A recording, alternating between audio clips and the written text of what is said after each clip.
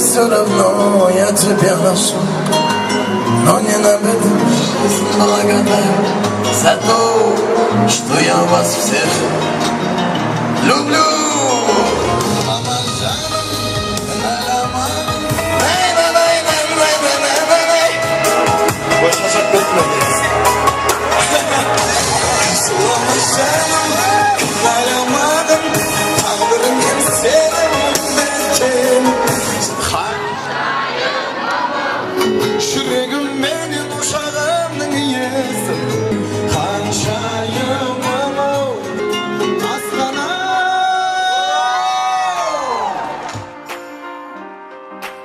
Привет, друзья! Мы сейчас находимся на самом деле в замечательном, вот для меня лично это прям очень-очень замечательное место.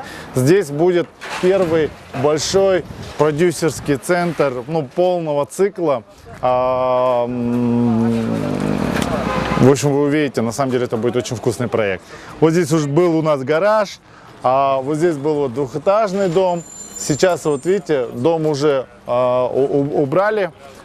Точнее, дом уже сносят, второй этаж уже снесли, вот первый этаж сейчас уходит, рабочие работают. Пойдемте, я вам покажу вообще, что здесь будет. Не было такен полностью. Это вкусно. Жигиттер, қалайсыңдар? Так вот здесь все убирается, вот два этажа уже построены, здесь еще появится третий этаж. Жигиттер, тести жасандыршайшы, вот что, блин, знаешь, вот разнорабочих набрали. Не очень ребята работают, если честно, медленные какие-то. Вот так вот.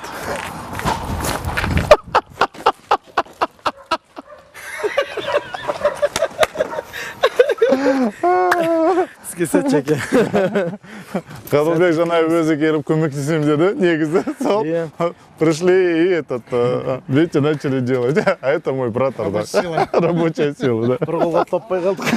Қолмен көтеріп алатын еді. Сәттілік тілейміз, иә. Ол ештеңесі жоқ. Негізі жанның жасап атқаны өзіміз бауыр болғаннан кейін, мен ойлаймын, ода тұрған негізі ештеңе жоқ. Сен бірімізге көмектесе берейік, сол емес пе? Ертең біткеннен кейін есігін теуіп кіретін боламыз да. Сәттілік тілейміз, Жәке, өзіміздің не ғой? Рахмет. Рахмет, сәттілік тілейміз.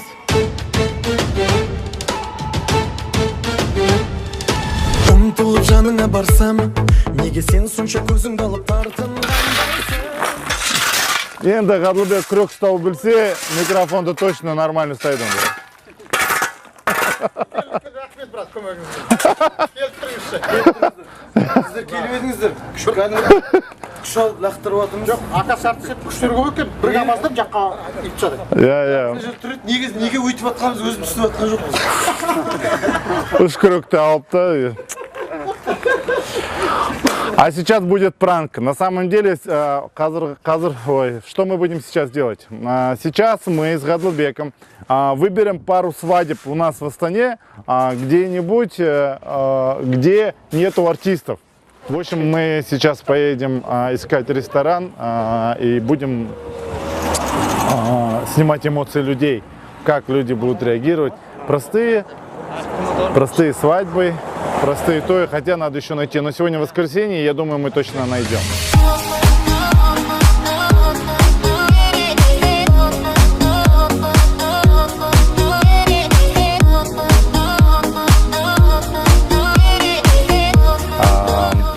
В общем, есть у нас вот этот парик. Қадылбек оденет этот парик и выйдет на сцену любого ресторана, вот, который мы должны еще найти ресторан. Сейчас мы поедем искать ресторан сначала, где проходит мероприятие, и посмотрим, узнают ли в первой песне Қадылбека, а во второй уж он точно появится, и посмотрим эмоции людей. Самое главное условие — это должна быть простое мероприятие, простых людей, никакие дорогие рестораны не должны быть, никакие элитные рестораны должны быть. То есть қарапайым қазақтың бір әдемі тойы болса, сол жерге қазір іздейміз негізі. Кеттік. Білмейміз қайда бара жатқанын білмейміз қазір, енді іздейміз. Жылама жаным, кінәламағын, тағдырыңның сені мұңдеткен. Жылама жаным. Ана кезінде ең бірінші енді мықты әндердің бірі жылама жаным ғой. Уже сол кезде дұрыс жерде Инстаграм жоқ әлі. Соғы бірінші әнің кеткен. Солға басында шыққан әндер сол есте сақта екеуі немен кетті ғой. Экпорт, блютуздармен. Білесің бір тақырып тұрып уже бармай қалады да. Сөйтіп ең бірінші есте сақта шыққаннан кейін мәссаған, мен шынымды айтайын, ол ән солай тарайды екен. Ол кезде оның кезде сол кезде бір хит деген сөзде бір ондай бір не емес еді, хит емес еді, хит деген сөздің өзі. Сөйтіп ана ән шықты. Ана ән шыққаннан кейін бір 3-4 күн өтті ма, мен туған ағам звондайды ғой, ауылдан. Мен Алматыдамын. Нешінші қай жыл? Ол деген 2007 жыл, 11 жыл болды. Жылама жаным. Бұл есте сақта деген. Есте сақта, иә. Сосын жаңа ағам звондайды. Адеш, бір күшті әнің шықты ғой дейді. Қайын, мен шықтыған білем, бірақ ол тарады деп ойлаған жоқпын да, ол кезде Инстаграм жоқ. Интернет толком жоқ, жаңа. Иә, осылайсың. Мен қалай тарап жатыр, содан тарады. Содан кеткеннен мә. Ол жерде ана пиратский кассеталарды бәрін кетуші ғой, базарда. Оның үстіне және сол кезде әннің аты есте сақта деп, орындаушының орнына Мейрамбек ағамыздың атын қойыпты. Мейрамбек ағамыз орындайды деп ойлаған. Көп адам. Сосын маған менің телефоныма қоңыраулар келіп бастады да. Танымайтын номерлер звондап бастады. Өмір звондамайтын ғой адамдар басқа ешкім. Сөйтіп алло десем, алло, осылай. Осы әнді сіз айтасыз ба? Иә, маған қатыны. Сөйтсек уже тыңдармандарымыз бастап жаңағыдай. Мен білмеймін ғой, өмір ондай көрмеген. Бір күні деп қарасам, ол кезде оның үстіне жаңа не хит болды? Mail.ru, почта. Иә. Mail.ru қосылғансың. Мой мир. Мой мир. Соны қосқан кезде бірден ана агент қосылып кететін еді ғой.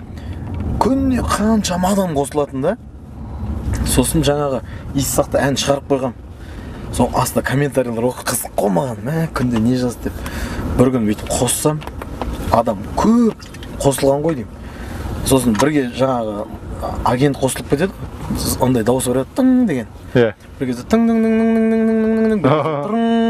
деп зависать етіп қалды. Қоса алмаймын. Зато адам көп. Сондай болды. Одан кейін телефондағы перевес болып кетті. Звоноктар білесіз бе? Бірінші звонок, екінші звонок үстіне звондала беретін еді. Сөйтіп звоноктың үстіне звонок. Бір күнде 24 сағат па? 24 сағат звонок қой. Одан кейін бірден жылама жаным шықты. Сол қызығын айтайын. Сөйтіп арасында тойға шақыратын болды да мені. Мен өзі бір-екі ағаны. Ақша жоқ ол кезде. Ақша, ойбай ақша, тиынды жоқ өзі. Содан тойға барасың. Осылай алдарыңда Аділбек Шүренбайұлы болды мен ол кезде. Аділбек Шүренбайұлы. Әкемнің аты ғой. Аділбек Шүренбайұлы деп шақырады тойда да. Ешкім шаруасы жоқ. Бірақ есте сақтаның басы бейт гитараң басылатын еді. Сол ән хит. Бірақ сені ешкім білмейді. Ән басылады ғой бәрі. Кім ол деп? Мына балам айтады. Ән айт болғаннан кейін келді. Сен ба айтатын? Сурет анау жаңағы. Шүренбайұлы деп бастадым. Сөйтсем, көп адам дұрыс айта алмайды да. Қиын. Конечно, вообще про... Шүренбай деді. Бір концертте Аділбек Шырынбайұлы деп әкеңнің атын енді шыдай алмай кеттім да. Сосын не істеймін деп ақылдасып едім. Онда ауыстырайық. Тағы неге ауыстырайық? Сосын ол кезде Ақылбек Жеменей бастады ғой. Ақылбек Жеменей. Сосын ойлап отырып, ақылдасып отырып, Ақылбектер жігіттері бар. Аділбек Жанай деп қойсақ деп бір сөйтіп ақылдасып сөйтіп Руын Жаңай. Сөйтіп Аділбек Жанай былай оңай болды. Атым да ұзақ қой негізі. Атым да ұзақ. Фамилиям ұзақ болса, менің атымды айтқанша ол концерт бітіп кетуі мүмкін да. 2007-те есте сақта болды. Жылама жаным. Жылдан кейін шықты. Жылама жаным. 2008-де сонда. Сол ән шыққан кезде Самал тобы деген жігіттер ғой біздің. Самал Ермаханов деген жігіт. Сол Самал күшті әндер шығарып жүрді сол кезде бастап. Мен айтамын да, Самал бір ән болса маған да қарап қойсайшы, ән жоқ менде деп. Бір күн звондайды. Әдеке бір ән бар еді, тыңдап кетесіз ба деп. Студияға бардым. Баржа әнді қойды, демосы ғой, сөз жазылмаған. Бүйтіп айтып қан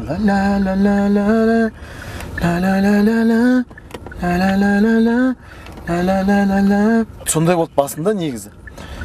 Маған қатты ұнады енді бар ғой. Мен айтамын, Самал ешкімге бермеш, мен айтамын әнді.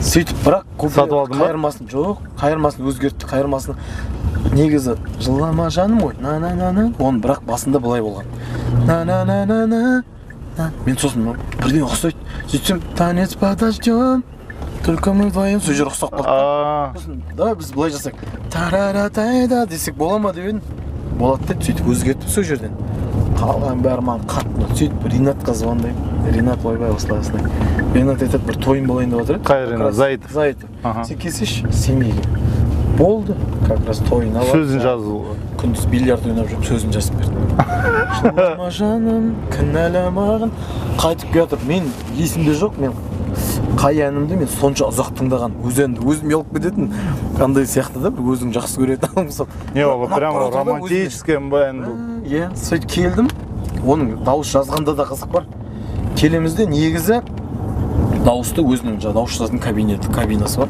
соған кіріп кәдімгі профессиональный өзінің микрофондар болады дауысты соған білесіз ғой жаке соған жазу керек негізі мен келдім де сөзін қарап тұрып шыдай алмай ана жерде кішкентай шур микрофон мынандай ғана есейіп тұрып айтқам жылама жаным кінәламағын сол дауыс қалды да сол дауыс бәріне ұнады ана микрофон бірақ өтірік микрофон сол дауыс қалдырды айналып келген кезде дәл сөйтіп эмоциямды ары қарай жеткізе алмай басқа записьтерде сонымен осылай тарап кетті көп дүние еске түседі да қаншама адам сол кезде звондап жылап звондайтын қыздар болды мен осы әнді тыңдап мен сол кезде айтатынмын қарындасым ана әннің сөзінде не деп тұр жыла деп тұр ма жылама деп тұр ма жылама деп тұр ғой сендер неге наоборот жасайсыңдар Сержан қай жерде келе жатырмыз қазір Бөгенбай Батыр бойында Жеті қазынаны өтіп тұрамыз. Бөгенбай Батыр Жеті қазына рестораны мейрамхана сол жерге барамыз ба не жоқ оған қайтып келе жатып соғуымыз мүмкін. Бұл негізі бір үлкен мықты мейрамхана жоқ қарапайым бір ресторан болу керек мен өзім ауылдың баласымын ауылдың баласымын мен де ауылдың баласымын негізі меня зовут Жан я продюсер мы снимаем на самом деле такие некие розыгрыши. Со мной приехал сейчас Гадылбек Жанай. Знаете такого артиста? Нет, эстрада вообще не знаю. Не знаете? Ну, дальше. А ваши родственники, не знаете? Үлкендер бар ма негізі? Бар. Он точно таниды Гадылбекті. Мы хотим 2 песни спеть. Бесплатно, это не стоит никаких денег. Он выйдет в парике, в очках, споет первую песню «Небо над землей», другим чуть-чуть плохим голосом, в целом нормально, он же артист, а потом споет свой хит и откроет парик. Для нас важно понять, как его встретят, эмоции людей. Да, только это нужно. Нет, без проблем. Нет, все вопросы Не, вы просто хозяин же этого мероприятия, да? Они просто полностью доверили, они даже до этого меня не видели, сказали, если сделаешь. Да, мы не встречались. Я поехал. Поэтому, этот вопрос я должен согласовать с Рамазаном. Я Все отлично, да, хорошо, да. Как раз «Небо над землей» ты споешь. Башкалары бәрі, шешелері отыр. Как раз 60 адам надо косяктарын көріп алу керек. Добрый вечер.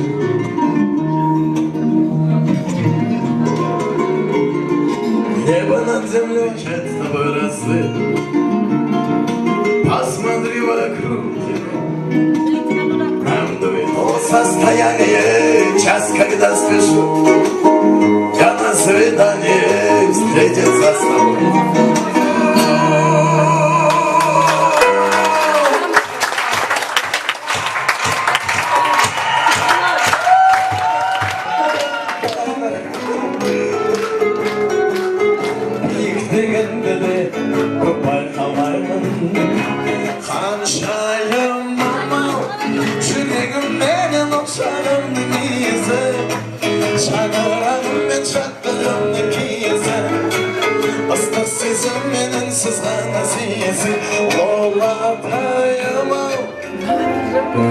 Біз сыйлық жасайық дедік та қуаныштылар қолдан келген үшін өте қуаныштымыз бақытты болыңыздар бәріңіз я люблю вас рахмет сіздерге мы продолжаем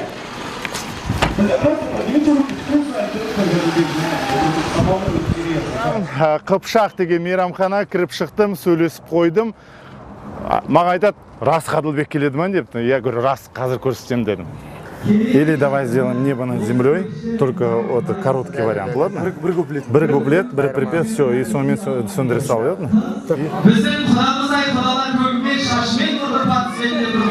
Өтірік Ғадылбек шығар, да, деп қойып маған. Өтірік Ғадылбектің... Не объявлять ведущему. Да. Өтірік парадис па деп қойып маған. Қыпшақтардың тойы ма? Разве можно вот такие вещи ставить в ресторан? А? Шапалақпен ұру керек. Ал енді, құрметті қонақтар, бокалдарыңызды көтере беріңіздер. Біз сіздерге ерекше сыйымыз бар. Ол сыйды көру керек, тамашалау керек. Содан кейін барып қана таң қаласыздар. Добрый вечер. Мы красками, мы идем с тобой. Теперь мне все равно, я тебя ношу, но не наберу. Властивший. Терлік бітті.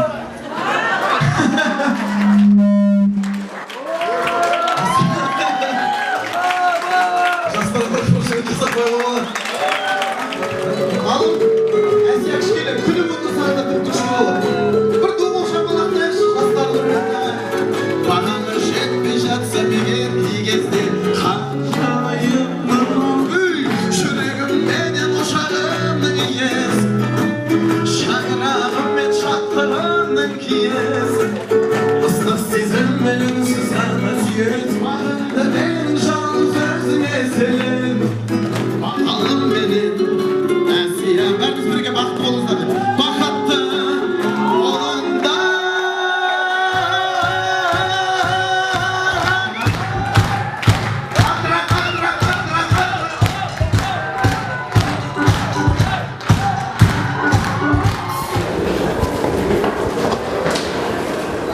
Біз негізі бір подарок жасайын дегенбіз. Қандай?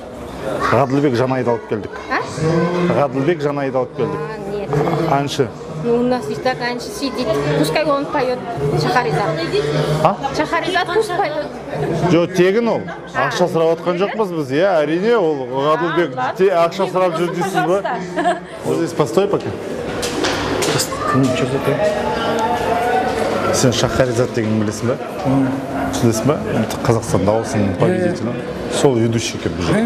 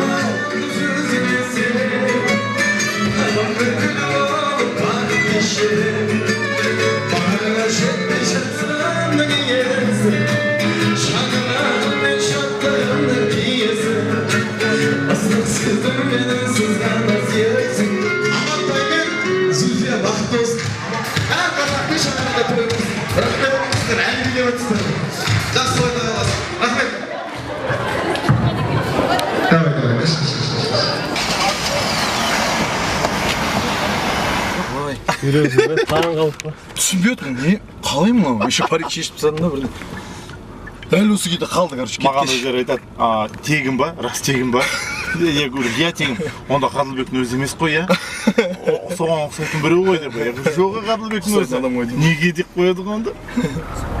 Знаешь, хочется такой... Нет, такого не будет. Нет? Хочется, чтобы так прям был мега шок такой у людей, знаешь, такой. Түсінбей отыр, то ли әдейі біреу шақырды деп ойлап болып жатыр ма? Да, подарок. Андай бір не болмай жатыр.